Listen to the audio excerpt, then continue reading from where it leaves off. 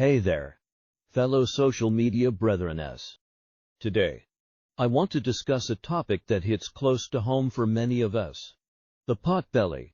Ever find yourself wondering why it seems like such a prevalent issue, especially here in our region? Well, I'm here to tell you, it's not entirely your fault. In fact, after unpacking this, you might just find yourself pointing fingers at the British. So, what's the deal with the distinctive pot belly that seems to be a trademark of Indian, Bangladeshi, and South Asian folks? And why do we seem to have a disproportionately high number of diabetic patients in our midst? Here's where it gets really interesting.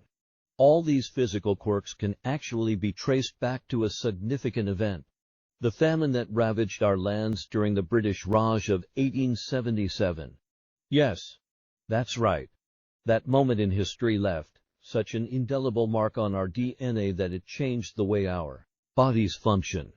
Our ancestors faced the constant threat of starvation, unsure if they'd have enough to eat from one day to the next. In response to this chronic uncertainty, our bodies evolved to store more fat, particularly around the belly area, as a survival mechanism. Fast forward to today, with the proliferation of fast food and high-calorie diets, and you've got a recipe for, well, a lot more pot bellies than your average population. There's more. That same genetic predisposition to store fat also plays a significant role in the alarming rise of diabetes among our people.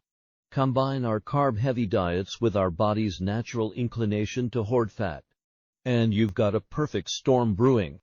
This is an interesting concept, but it is not based on any research though.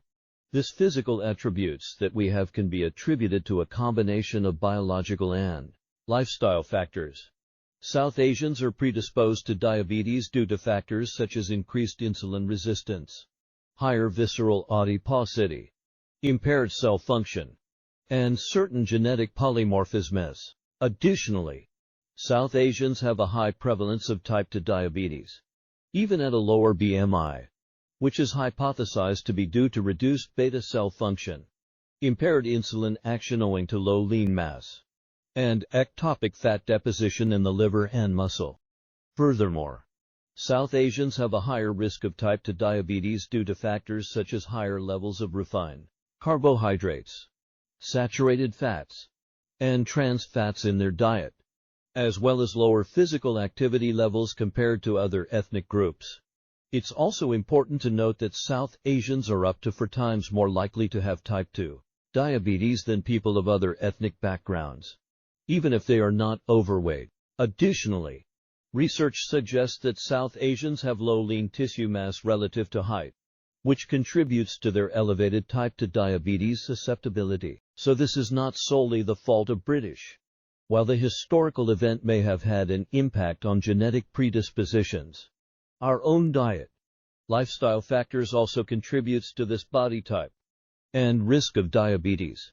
So, next time you find yourself lamenting that stubborn pot belly or grappling with diabetes, just remember, you can still partially blame it on history. See specifically, the British Raj, which I do now.